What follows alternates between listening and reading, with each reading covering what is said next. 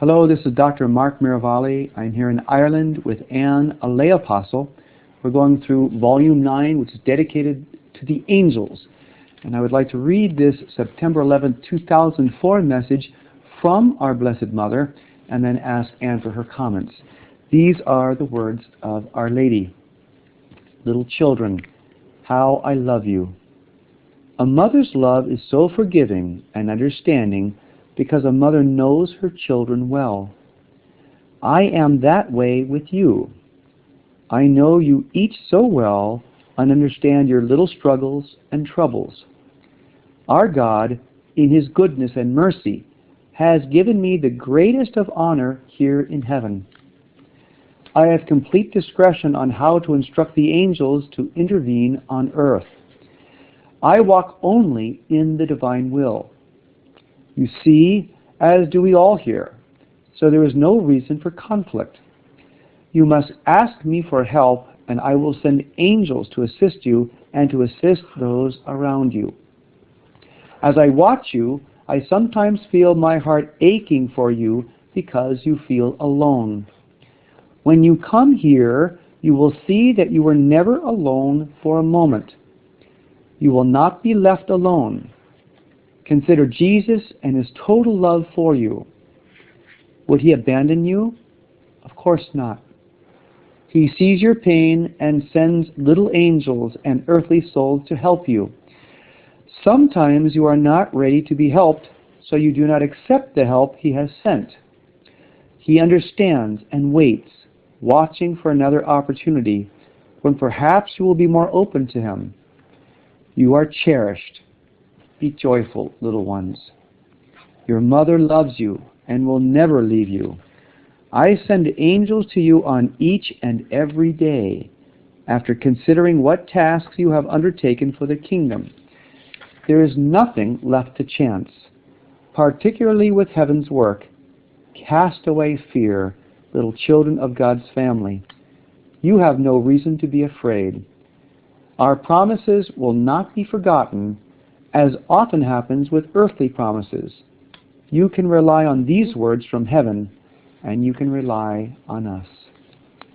And your comment. She begins talking about a mother's love and how forgiving and understanding is a mother's love. And every mother will grasp that. You overlook anything really. You're just interested in the well-being of the child. And that's how she feels about each one of us. And then she talks about our struggles and how she has so much influence in heaven. I mean, so she can send angels. The angels do what she asks.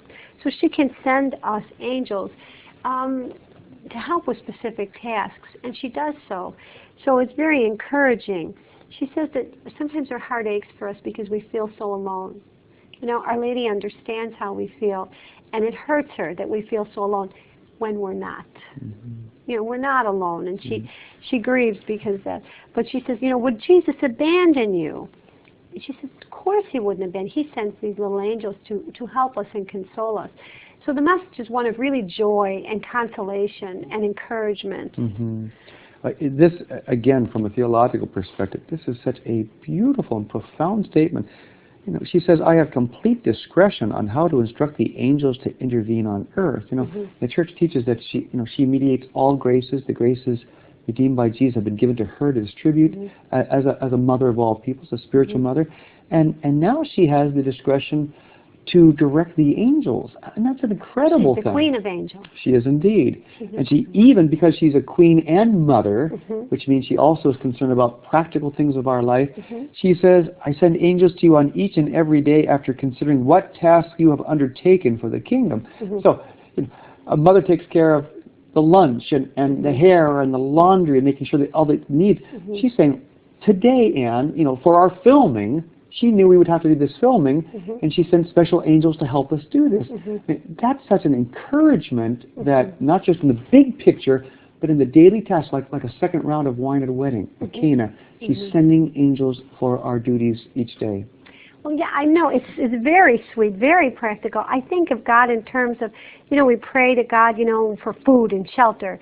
Then I think of Our Lady, and I think of soft blankets and warm apple pie. Mhm. You know, there's a mother's attention to detail and comfort. Mhm. Mothers and fathers in families. Children will go to fathers for one thing, and they'll go to mothers for another thing. Right. The Lord has provided with, but she's the queen of the angels. Right. They would do anything for their queen, Right. and they do. And she even talks about, you know, he sees your pain, he sends his little angels and earthly souls to help you. Sometimes you're not ready to be helped, so you do not accept the help he has sent. He understands and waits. Yes. How beautiful of Jesus Yeah. that it's grace in the waiting. It's angelic help in the waiting. So even if in our humanness our wills are not ready to accept it, Mm-hmm. he doesn't say, all right, you're not accepting my graces, go ahead and sin, go ahead and make mistakes. No, it's almost in storage for us. I see this so clearly. We pray often. We pray for our brothers and sisters who are living, say, outside the church. And now, because they're not open or willing at the moment, does the Lord ignore our prayer or just put it aside? No. He says, I'm alert, but you have to let me time it. Right. And the angels will go to great lengths to protect the person until they're ready to receive these conversion graces. At that time, the Lord can rush in. Right. But the angels can protect. I remember once having a car accident and saying, Jesus, where were you? Where were the angels? And he said, we were there and we protected you. So that put me in my place. Now, protected meant a couple broken bones and, you know, a couple injuries. But, you know, of course, like so many people, I should have been dead. Yeah. So, I mean, that really hushed me up. Yeah. Now, many people will say, but I don't know what to do. I don't know what God's will is for me. Well, I think where we need to start is, what is God's will not for me? Yeah. Okay, the first thing we can do when we're not sure, avoid sin. Mm-hmm. You know, start with that. And very often, God's will for us is right in our living room with us, or, you know, it's where we are right now. God's will is not where we are next week.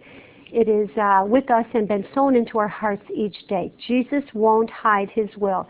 And we can pray to the angels. The angels know God's plan. The angels know God's will. So constantly, if we're communicating with these beautiful angels, they will communicate God's will for us in the moment. Right. And more importantly, sometimes, what is God's will not? What is not God's will for us in this moment? Right. You know, and at the end of this volume 9 on the angels, the recurring themes are, again, peace, joy, a perfect being who knows you better than yourself, given by God to instruct you. We're called to call upon these angels to keep our peace. We're called to call on the angels for these specific needs.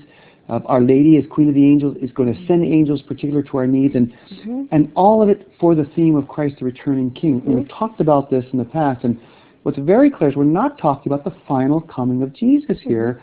We're talking about an invisible coming in the heart. We're talking about leading up to some type of event, of a physical manifestation. But Jesus wants us using the angels in this rescue mission. Right.